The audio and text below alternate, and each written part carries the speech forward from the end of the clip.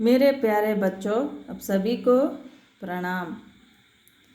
आशा है कि आप कुशल होंगे और 7वीं कक्षा के लिए आप सभी को हार्दिक स्वागत है। आज हम तृतीय भाषा हिंदी में 7वीं कक्षा का पहला कविता है पढ़ना है जी पढ़ना है। इस कविता के बारे में आज हम जानकारी प्राप्त करेंगे। इस कविता के रचयिता यानी कि कविता के कवि है चंद्रपाल सिम्हा यादव मयंक। इनका परिचय इस तरह है कि चंद्रपाल सिम्हा यादव जी आधुनिक हिंदी साहित्य के विख्यात कवि है। इनका जन्म 1 नवंबर 1925 को उत्तर प्रदेश के कानपुर में हुआ था। इन्होंने कई बाल गीतों की रचना की है। इनके प्रमुख बाल गीत है स्कूल खुल गए, खा लो आम, एक रहे हैं एक रहेंगे, दीपों की कतार, जागृति गीत, किसान गीत, दूध मलाई आदि। मयंक कवि चंद्रपाल यादव का काव्य नाम है। ಚಂದ್ರಪಾಲ್ ಸಿಂಹ ಯಾದವ್ ಮಯಾಂಕ್ ಇವರು ಆಧುನಿಕ ಹಿಂದಿ ಸಾಹಿತ್ಯದ ಪ್ರಸಿದ್ಧ ವಿಖ್ಯಾತವಾದಂತಹ ಕವಿಯಾಗಿದ್ದಾರೆ ಅಂತ ನಾವಿಲ್ಲಿ ಹೇಳಬಹುದು. ಇವರು ನವೆಂಬರ್ 1, 1925 ಉತ್ತರ ಪ್ರದೇಶದ ಕಾನ್ಪುರ್ ಎಂಬ ಒಂದು ಊರಿನಲ್ಲಿ ಜನಿಸಿದರು. ಇವರು ಸಾಕಷ್ಟು ಮಕ್ಕಳ ಗೀತೆಗಳನ್ನು ಸಹ ರಚನೆಯನ್ನು ಮಾಡಿದ್ದಾರೆ. ಅವುಗಳಲ್ಲಿ ಪ್ರಮುಖವಾದಂಥ ಗೀತೆಗಳು ಯಾವಪ್ಪ ಅಂದರೆ ಸ್ಕೂಲ್ ಖುಲ್ ಗಯೆ, ಖಾ ಲೋ ಆಮ್, ಏಕ್ ರಹೆ ಹೈ ಏಕ್ रहेंगे, ದೀಪೋं की कतार, ಜಾಗೃತಿ ಗೀತ್, ಕಿಸಾನ್ ಗೀತ್, ದೂದ್ ಮಲಾಯಿ ಆದಿ. ಮಕ್ಕಳಲ್ಲಿ ಜಾಗೃತಿಯನ್ನು ಮೂಡಿಸುವುದಕ್ಕಾಗಿ ಈ ಒಂದು ಜಾಗೃತಿ ಗೀತೆಯನ್ನು ಸಹ ರಚನೆಯನ್ನು ಮಾಡುತ್ತಾರೆ. ಅದರ ಜೊತೆಗೆ ಕಿಸಾನ್ ಗೀತನ್ನು, ಈ ಒಂದು ಕಿಸಾನ್ ಮೀನ್ಸ್ ರೈತರ ಒಂದು ಹಾಡುಗಳನ್ನು ಸಹ ಇವರು ರಚನೆಯನ್ನು ಮಾಡುತ್ತಾರೆ. ಅದೇ ರೀತಿಯಾಗಿ ಮಯಾಂಕ್ ಅನ್ನುವುದೇನು ಇವರ ಒಂದು ಕಾವ್ಯನಾಮವಾಗಿದೆ. आगे बढ़कर अब हम इस कविता के बारे में जानकारी प्राप्त करेंगे. कविता इस तरह है कि इस कविता से हमको क्या लाभ है. इस कविता से हम ये सीख सकते हैं कि इस कविता के द्वारा बच्चे पढ़ाई और मेहनत का महत्व समझते हैं. ನೋಡಿ ಮಕ್ಕಳೇ, ಈ ಒಂದು ಕವಿತೆಯ ಮೂಲಕ ಓದುವ ಮತ್ತು ಒಂದು ಕಷ್ಟದ ಅಂದರೆ ಶ್ರಮದ ಒಂದು ಮಹತ್ವವನ್ನು ನಾವು ಈ ಒಂದು ಕವಿತೆಯ ಮೂಲಕ ನಾವಿಲ್ಲಿ ಕಾಣಬಹುದಾಗಿದೆ. इस कविता में इस तरह है कि इस कविता के पहले 2 पंक्ति इस तरह है कि पढ़ना है जी पढ़ना है, हमको ऊपर चढ़ना है. यहाँ पर कवि पढ़ने के महत्व के बारे में जानते हुए कवि कहते हैं कि पढ़ना है, किस तरह पढ़ना है, मेहनत से पढ़ना है, खूब मन लगाकर पढ़ना है. पढ़ने से क्या बन सकते हैं, हम ऊपर ऊंचाई स्थान में रह सकते हैं. पढ़ने से ऊंचाई पर यानी कि उन्नत स्थान पर रह सकते हैं. इस देश में पढ़ने के लिए बहुत महत्व है. कोई भी बच्चा अनक्षरस्थ नहीं होना चाहिए. सभी बच्चे अक्षरस्थ होना चाहिए. यानी कि मेहनत से ऊंचाई पर ऊपर उन्नत स्थान पर हम रहेंगे. इस तरह से कवि कहते हैं. ಈ ಒಂದು ಕವಿತೆಯಲ್ಲಿ ಕವಿ ಹೇಳುವುದಾದರೆ ಓದಬೇಕು ನಾವು, ಹೌದಾ, ಕಷ್ಟಪಟ್ಟು ನಾವು ಶ್ರಮಪಟ್ಟು ಓದಬೇಕು. ಓದುವುದರಿಂದ ನಾವು ಏನಾದರೂ ಜೀವನದಲ್ಲಿ ಸಾಧನೆಯನ್ನು ಮಾಡಬಹುದು. ಯಾವುದೇ ಮಕ್ಕಳು ಓದಿನಿಂದ ಹಿಂದೆ ಸರಿಯಬಾರದು. ಎಲ್ಲರೂ ಅಕ್ಷರಸ್ಥರಾಗಬೇಕೇ ಹೊರತು ಅನಕ್ಷರಸ್ಥರಾಗಬಾರದು. ಓದಿಗೆ ತುಂಬ ಮಹತ್ವ ಇದೆ, ಅಂದರೆ ವಿದ್ಯೆಗೆ ತುಂಬ ಮಹತ್ವ ಇದೆ. ವಿದ್ಯೆ ಇಲ್ಲದವನ ಬಾಳು ಹದ್ದಿಗಿಂತ ಕೀಳು ಅನ್ನುವ ಹಾಗೆ ವಿದ್ಯೆಯು ಎಲ್ಲರಿಗೂ ಬೇಕೇ ಬೇಕು. ಹೀಗಾಗಿ ವಿದ್ಯೆಯನ್ನು ಪಡೆದಂತಹ ವ್ಯಕ್ತಿ ಒಬ್ಬ ಉನ್ನತ ಸ್ಥಾನದಲ್ಲಿ ಇರುತ್ತಾನೆ ಅಂತೇಳಿ ಕವಿ ಇಲ್ಲಿ ಹೇಳುತ್ತಾರೆ. ಹೀಗಾಗಿ ಕಷ್ಟಪಟ್ಟು ಓದುವುದನ್ನು ಕಲಿಯಬೇಕು, ಎಲ್ಲರೂ ಉನ್ನತ ಸ್ಥಾನವನ್ನು ಅಲಂಕರಿಸಬೇಕು ಅಂತೇಳಿ ಕವಿ ಇಲ್ಲಿ ಹೇಳುತ್ತಾರೆ. इस पंक्ति में कवि कहते हैं कि जो व्यक्ति उन्नत स्थान में यानी कि पढ़कर उन्नत स्थान में रहता है वो व्यक्ति हमेशा खुश रहता है। और आगे बढ़कर आगे का पंक्ति इस तरह है कि थोड़े दिन की बात और है, जमकर खूब पढ़ेंगे हम, इम्तिहान में ताल ठोंक कर कुश्ती खूब लड़ेंगे हम। सुनो बच्चों, हमारी परीक्षा के लिए थोड़े दिन ही बाकी है। जब तक हम क्या करेंगे, खूब मन लगाकर पढ़ेंगे, यानी कि जमकर खूब पढ़ेंगे। जमकर मीन्स दृढ़ता से, स्थिरता से हम मन लगाकर पढ़ेंगे। हमको मन लगाकर पढ़ना अवश्य है, क्योंकि हम अच्छी रिजल्ट लाना, अच्छी तरह से हम पढ़ना। आपके मन में ये होना चाहिए कि आप कुछ भी काम यानी कि कर सकते हो। मन लगाकर जो भी काम करता है, जो भी अच्छे कामों को मन लगाकर आप करेंगे तो वो काम आपको सफल प्राप्त होगा। इसलिए कवि यहाँ कहते हैं आपकी परीक्षा बहुत दिन नहीं है, थोड़े ही दिन है, इसलिए आप जमकर खूब मन लगाकर पढ़ाएंगे तो आप इम्तिहान जैसे जंग को भी हिम्मत से कुश्ती की तरह लड़ेंगे। यहाँ पर कुश्ती मीन्स किताब और लेखनी, इस जैसे इसी की तरह आप इम्तिहान को पास कर सकते हैं। मेहनती आपके सफल का एक कारण बन सकता है। मेहनत के बिना मेहनत के कोई भी काम असफल रहता है। जो इंसान मेहनत करता है, यानी कि एक उदाहरण है कि डॉक्टर राधा कृष्णन की ने बहुत मन लगाकर पढ़ा और हमारे देश के एक अच्छे शिक्षक बने और एक अच्छे राष्ट्रपति भी बने। वैसे ही अंबेडकर जी ने भी बहुत मन लगाकर यानी कि बहुत कष्ट सहन कर उन्होंने अपने पढ़ाई की और आज हम उनको भारत के संविधान के शिल्पी कहकर बुलाते हैं। इस तरह से उन्होंने महान महान व्यक्तियां बने हैं। उसी तरह बच्चों आप भी उसी तरह बनो, अच्छे से मन लगाकर आगे बनो। और यहाँ पर परीक्षा नज़दीक है, आप भी खूब से दृढ़ता से अच्छे से पढ़ो और इम्तिहान के लिए तैयार रहना, यानी कि सिद्धता करना आपका आद्य कर्तव्य है।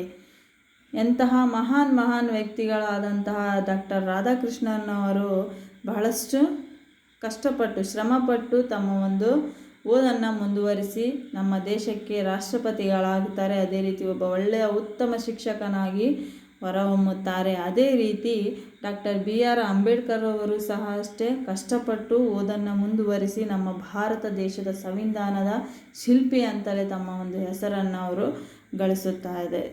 ಅವರನ್ನು ಶಿಲ್ಪಿ ಅಂತೇಳಿ ನಾವು ಅವರನ್ನು ಕರಿತೇವೆ. ಈ ರೀತಿಯಾಗಿ ನೀವು ಸಹ ಉನ್ನತ ಸ್ಥಾನಕ್ಕೆ ಹೋಗಬೇಕು, ಉನ್ನತ ಸ್ಥಾನವನ್ನು ಅಲಂಕರಿಸಬೇಕು ಅಂತೇಳಿ ಕವಿ ಇಲ್ಲಿ ಈ ಒಂದು ಕವಿತೆಯಲ್ಲಿ ವರ್ಣಿಸಿದ್ದಾರೆ. और आगे बढ़कर पास इम्तिहान करना है, पढ़ना है जी पढ़ना है। ನೋಡಿ, हम इम्तिहान के बाद क्या होता है, रिजल्ट आता है ना बच्चों। इम्तिहान के बाद हमारा रिजल्ट आता है। जब हमको क्या होता है, जो मैंने मेहनत की वो मेहनत का फल मीठा होता है। जो इंसान अच्छे से मेहनत करके पढ़ा लिखा था वो विद्यार्थी ने अपने जीवन में बहुत खुश रहता है।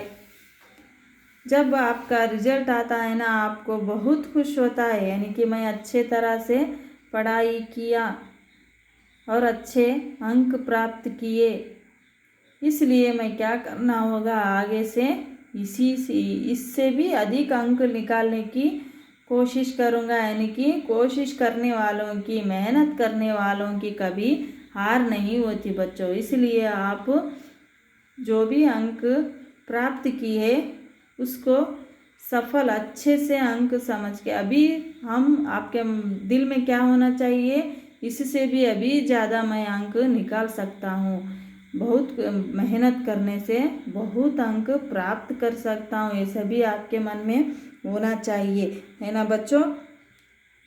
ಅಂದರೆ ಈಗ ನೀವು ಪರೀಕ್ಷೆಯನ್ನು ಬರೆದ ಮೇಲೆ ಏನಾಗುತ್ತೆ, ರಿಸಲ್ಟ್ ಬರುತ್ತೆ. ಆ ರಿಸಲ್ಟನ್ನು ನೋಡಿ ನಿಮಗೆ ಬಹಳಷ್ಟು ಸಂತೋಷ ಆಗುತ್ತೆ. ಓ, ನಾನು ಇಷ್ಟು ಕಷ್ಟಪಟ್ಟೆ, ಶ್ರಮಪಟ್ಟೆ, ನಾನು ಒಂದು ರಿಸಲ್ಟ್ ಚೆನ್ನಾಗಿ ಬಂದಿದೆ ಅಂತೇಳಿ ನೀವಲ್ಲಿ ಹೇಳ್ತೀರಿ. ನಿಮ್ಮ ಮನಸ್ಸಿನಲ್ಲಿ ಒಂದು ದೃಢತೆ, ಸ್ಥಿರತೆ ಸ್ಥಾಪಿತವಾಗಬೇಕು. ಏನಪ್ಪ ಅಂತಂದರೆ, ಕಷ್ಟಪಟ್ಟರೆ ನಮಗೆ ಫಲ ಸಿಕ್ಕೇ ಸಿಗುತ್ತೆ. ಇನ್ನು ನಾನು ಕಷ್ಟಪಟ್ಟು ಮುಂದಿನ ಒಂದು ತರಗತಿಯಲ್ಲಿ ಚೆನ್ನಾಗಿ ಓದಿ ಚೆನ್ನಾಗಿ ಅಂಕಗಳನ್ನು ಗಳಿಸುತ್ತೇನೆ ಅನ್ನೋ ಒಂದು ಮನೋಭಾವನೆ ನಿಮ್ಮ ಒಂದು ಮನಸ್ಸಿನಲ್ಲಿ ಬೆಳೆಯಬೇಕು ಅಂತೇಳಿ ಕವಿ ಇಲ್ಲಿ ಹೇಳುತ್ತಾರೆ. और आगे का पंक्ति है, फिर गर्मी की छुट्टी होगी, होंगे मौज मज़े के दिन, पिक्चर होगी, पिकनिक होगी, होंगे तब मस्ती के दिन. तो बच्चों सुनो, गर्मी की छुट्टियों में तुम अपने माँ बाप के साथ पिकनिक जाते हैं, पिक्चर जाते हैं, अपने दोस्तों के घर जाते हैं, अपने रिश्तेदारों के घर जाकर रहते हैं, क्योंकि गर्मी की छुट्टियाँ बहुत दीर्घावधि तक होती है ना, इसलिए तुम मज़े मस्ती के साथ रहते हैं. जब तक आपका रिजल्ट आने के बाद आप बहुत मज़े से, बहुत मस्ती में घूमते फिरते रहते हैं, तब तक आपका स्कूल स्टार्ट होने तक आप बहुत मस्ती में रहते हैं. गर्मी मीन्स ಇಲ್ಲಿ ಬೇಸಿಗೆ ಕಾಲ, ಹೌದಾ, ಬೇಸಿಗೆಯ ರಜೆಗಳು. ಅಂದರೆ ಈ ಒಂದು ರಿಸಲ್ಟ್ ಬಂದ ಮೇಲೆ ನೀವು ಈ ಒಂದು ಬೇಸಿಗೆ ರಜೆಗಳನ್ನು ಕೊಡಲಾಗುತ್ತೆ. ಅವು ತುಂಬ ಒಂದು ದೀರ್ಘ ಅವಧಿವರೆಗೆ ಇರುತ್ತೆ.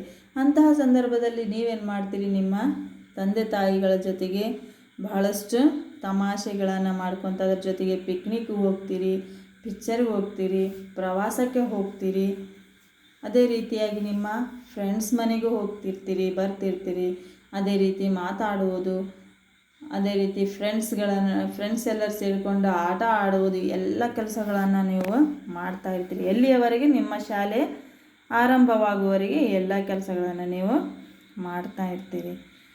ಜಬ್ ಹೋಂಗೆ ತಬ್ ಮಸ್ತಿ ಕೆ ದಿನ, ಅವಾಗ ನೀವು ಎಲ್ಲ ಸಂಭ್ರಮಗಳನ್ನು ಸಡಗರದಿಂದ, ತುಂಬ ತಮಾಷೆಯಿಂದ ನಿಮ್ಮ ಒಂದು ಜೀವನವನ್ನು ನೀವು ಕಳೆಯುತ್ತೀರಿ. ಆಗೆ ಬಡ್ಕರ್ मेहनत से क्या डरना है, पढ़ना है जी पढ़ना है. तो सुनो बच्चों, मेहनत से, परीक्षा से हम डरना नहीं चाहिए, क्योंकि मेहनत करने से हम परीक्षा आसानी से पास हो सकते हैं, है ना. ನಾವು ಶ್ರಮದಿಂದ ನಾವು ಅಂಜಬಾರದು, ಪರೀಕ್ಷೆಯಿಂದ ನಾವು ಅಂಜಬಾರದು. ಯಾಕಂದರೆ ಶ್ರಮ ಪಟ್ಟರೆ ಪರೀಕ್ಷೆಯನ್ನು ನಾವು ಈಸಿಯಾಗಿ ಬರೀಬೋದು. ಶ್ರಮನೇ ಇಲ್ಲಾರ್ದೆ ನಾವು ಪರೀಕ್ಷೆಯನ್ನು ಬರೆಯೋದಕ್ಕೆ ಹೋದರೆ ನಮಗೆ ತುಂಬಾ ಭಯ ಆಗುತ್ತೆ. ಯಾವ ರೀತಿ ಕ್ವಶನ್ಸ್ ಕೊಡ್ತಾರೋ, ಯಾವ ರೀತಿ ನಾನು ಬರಿತೀನೋ, ಯಾಕಂದರೆ ನಿನ್ನಲ್ಲಿ ಶ್ರಮ ಇಲ್ಲ, ನೀನು ಕಷ್ಟಪಟ್ಟಿಲ್ಲ, ಓದಿಲ್ಲ. ಹೀಗಾಗಿ ನೀನು ಈ ಒಂದು ಶ್ರಮದ ಬಗ್ಗೆ ನಿನಗೆ ತಿಳಿದಿಲ್ಲ. ಏನೋ ಎಕ್ಸಾಮ್ ಇದೆ, ಬರಿಬೇಕು, ಅಷ್ಟೇ ಬರಿಬೇಕು, ಈ ರೀತಿಯಾಗಿ ನೀನು ಅದನ್ನು ಅರ್ಥ ಮಾಡ್ಕೊಂಡಿದೀಯ. ಆ ರೀತಿಯಾಗಿ ನೀನು ಅರ್ಥ ಮಾಡ್ಕೊಳ್ಬಾರದು. ನಾನು ಪರೀಕ್ಷೆಯನ್ನು ಸಮರ್ಥವಾಗಿದ್ದೇನೆ, ಎದುರಿಸೋದಕ್ಕೆ ಸಮರ್ಥವಾಗಿದ್ದೇನೆ. ಒಂದು ಯಾವ ರೀತಿಯಾಗಿ ಎದುರಿಸಬೇಕಪ್ಪ ಪರೀಕ್ಷೆಯನ್ನು ಅಂತಂದರೆ, ಈ ಒಂದು ಯುದ್ಧದಲ್ಲಿ ಯಾವ ರೀತಿಯಾಗಿ ಶತ್ರುಗಳನ್ನು ಸದೆಬಡಿಯೋದಕ್ಕೆ ಸಿದ್ಧರಾಗ್ತಾರೋ ಅದೇ ರೀತಿ ನೀವು ಸಹ ಪರೀಕ್ಷೆಯನ್ನು ಎದುರಿಸುವುದಕ್ಕೆ ಸಿದ್ಧರಾಗಬೇಕು. ಒಂದು ಕವನ ನೆನಪಿಗೆ ಬರುತ್ತೆ ನನಗೆ ಪರೀಕ್ಷೆ ಬಗ್ಗೆ ಅಂತಂದರೆ, ಪರೀಕ್ಷೆ ಎಂಬ ಒಂದು ಯುದ್ಧದಲ್ಲಿ ಪೆನ್ನು ಎಂಬ ಒಂದು ಖಡ್ಗವನ್ನು ಹಿಡಿದು, ಮಸಿ ಎಂಬ ಒಂದು ರಕ್ತವನ್ನು ಚೆಲ್ಲಿ, ಪ್ರಶ್ನೆ ಎಂಬ ಒಂದು ವೈರಿಯೊಡನೆ ಗೆದ್ದು ಬನ್ನಿ ಎಂದು ಗೆದ್ದು ಬರುತ್ತೀರಿ ಅಂತೇಳಿ ಈ ಒಂದು ಕವನ ಈ ರೀತಿಯಾಗಿದೆ. ಅಂದರೆ ಪರೀಕ್ಷೆ ಅನ್ನೋದೇನು, ಒಂದು ಯುದ್ಧ, ಹೌದಾ. परीक्षा एक युद्ध भूमि है, रणभूमि है. उस परीक्षा में हम क्या कर सकते हैं, लेखनी को तलवार की तरह हम उपयोग कर सकते हैं. यानी कि लेखनी तलवार से भी तेज है. ಲೇಖನಿ ಅಂದರೆ ಈ ಒಂದು ಕಲಂ, ಅದಕ್ಕೆ ಪೆನ್ನು ಏನಪ್ಪ ಅಂದರೆ ಖಡ್ಗಕ್ಕಿಂತ ಹರಿತವಾದದ್ದು ಅಂತ ಅರ್ಥ. ಈ ಒಂದು ಪರೀಕ್ಷೆಯನ್ನು ನಾವು ಈ ರೀತಿಯಾಗಿ ಎದುರಿಸಬೇಕು ಅಂತೇಳಿ ಕವಿ ಇಲ್ಲಿ ಹೇಳುತ್ತಾರೆ. ಮೆಹನತ್ ಸೆ ಕ್ಯಾ ಡರ್ನಾ ಹೈ, ಪढ़ना है जी पढ़ना है। और आगे बढ़कर हम अगला पंक्ति देखेंगे। आगे का पंक्ति इस तरह है कि पापा मम्मी से लेने हैं फिर तो हमको खूब इनाम, मेहनत करने वालों की तो सदा मदद करते भगवान। तो सुनो बच्चों, हम अच्छे अंक लेकर पास हो गए तो माँ बाप ने हमको इनाम देते हैं, यानी कि तोहफे देते हैं। मेरा बच्चा स्कूल में फर्स्ट आ गया है, मेरे बच्चों को मैं गिफ्ट दूंगा। इस तरह गिफ्ट देने से आपके मन में एक दृढ़ता होती है, क्या कि मैं क्या है कि मैं इस तरह अच्छे अंक लाने से मेरे मम्मी पापा भी खुश हो जाएंगे और मेरे को इनाम भी मिल जाएगा। इस तरह से आपके मन में एक अच्छा सा मनोभावन होता है। ನಾವು ಈ ಒಂದು ಪರೀಕ್ಷೆಯಲ್ಲಿ ಒಳ್ಳೆಯ ಅಂಕಗಳನ್ನು ತೆಗೆದುಕೊಂಡರೆ ನಮ್ಮ ತಂದೆ ಮತ್ತು ತಾಯಿ ನಮಗೇನು ಮಾಡ್ತಾರೆ, ಒಳ್ಳೆಯ ಒಂದು ಗಿಫ್ಟನ್ನು, ಬಹುಮಾನವನ್ನು ನೀಡುತ್ತಾರೆ. ಯಾವ ರೀತಿಯಾಗಪ್ಪ ಅಂತಂದರೆ, ನಾವು ಈ ಒಂದು ಒಳ್ಳೆಯ ಅಂಕಗಳಿಂದ ನಮ್ಮ ಮನಸ್ಸಿನಲ್ಲಿ ಏನು ಮೂಡಬೇಕಪ್ಪ ಅಂತಂದರೆ, ನಮ್ಮ ತಂದೆ ತಾಯಿ ನಮಗೆ ಗಿಫ್ಟ್ಗಳನ್ನು ಕೊಡ್ತಾರೆ, ಹೀಗಾಗಿ ನಾವು ಇನ್ನೂ ಚೆನ್ನಾಗಿ ಓದಬೇಕು, ಇನ್ನೂ ಚೆನ್ನಾಗಿ ನಾವು ಗಿಫ್ಟ್ಗಳನ್ನು ತೆಗೆದುಕೊಳ್ಳಬಹುದು. ಈ ರೀತಿಯಾದ ಒಂದು ಮನೋಭಾವನೆ ನಿಮ್ಮ ಒಂದು ಮನಸ್ಸಿನಲ್ಲಿ ಬೆಳೆಯುತ್ತದೆ. ಅದಕ್ಕೆ ನೀವು ಏನು ಮಾಡಬೇಕು, ಚೆನ್ನಾಗಿ ಓದುವುದನ್ನು ಕಲಿಯಬೇಕು. ಮೆಹನತ್ ಕರ್ನೆ ವಾಲೋಂ ಕಿ ತೋ ಸದಾ ಮದದ್ ಕರ್ತೆ ಭಗವಾನ್, यानी कि जो इंसान मेहनत करता है उस इंसान के लिए, उन विद्यार्थियों के लिए, उन व्यक्तियों के लिए भगवान सदा मदद करते ही रहते हैं. ನೋಡಿರಿ, ನೀವು ಕಷ್ಟಪಟ್ಟು ಶ್ರಮಪಟ್ಟು ಓದಿದರೆ ನಿಮ್ಮ ಒಂದು ಅದೃಷ್ಟ ಏನಪ್ಪ ಅಂದರೆ, ದೇವರು ಸಹ ನಿಮ್ಮನ್ನು ಸಹಾಯ ಮಾಡ್ತಾನೆ, ನಿಮಗೆ ಸಹಾಯವನ್ನು ಮಾಡ್ತಾನಂತೆ. ಈ ವ್ಯಕ್ತಿ ಕಷ್ಟಪಟ್ಟು ಓದಿದ್ದಾನೆ, ಇವರಿಗೆ ಶ್ರಮದ ಆ ಒಂದು ಕಷ್ಟಕ್ಕೆ ಫಲ ಸಿಗಲೇಬೇಕು. ಭಗವಾನ್ भी तुमको मदद करते हैं, इस तरह से कवि कहते हैं. और आगे बढ़कर हम ये कहेंगे कि जीवन पथ पर बढ़ना है, पढ़ना है जी पढ़ना है. ಈ ಒಂದು ಜೀವನದ ಒಂದು ಪಥ ಮೀನ್ಸ್ ಇಲ್ಲಿ ಮಾರ್ಗ ಅಂತ ಅರ್ಥ. जीवन पथ पर आगे बढ़ने के लिए अच्छी सी एक हमको पढ़ाई चाहिए, उस पढ़ाई से हम एक ऊंचाई के स्थान पर रहना चाहिए, उस स्थान से हम अच्छे कामों को हम आगे बढ़ाव देना चाहिए. इसी तरह हमारा जीवन पथ आगे बढ़ता रहता है. इस तरह कवि कहते हैं, जीवन पथ पर बढ़ना है, पढ़ना है जी पढ़ना है.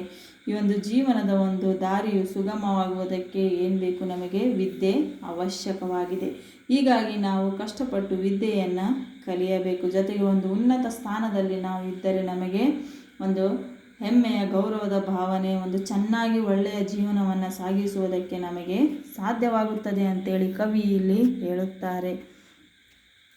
इस कविता में आने वाले शब्दार्थ इस तरह है कि जमकर यानी कि दृढ़ता से, जमकर इसका अर्थ है कि दृढ़ता से, और स्थिर होकर, यही भी जमकर का अर्थ है. ಸ್ಥಿರವಾಗುವುದು ಅಂದರೆ ದೃಢವಾಗಿ ನಿಲ್ಲುವುದು, जमकर. दूसरा है खूब ಅಂದರೆ बहुत, खूब मीन्स बहुत. और इम्तिहान को परीक्षा कहते हैं. ताल ठोंक कर यानी कि लड़ने के लिए तैयार होना.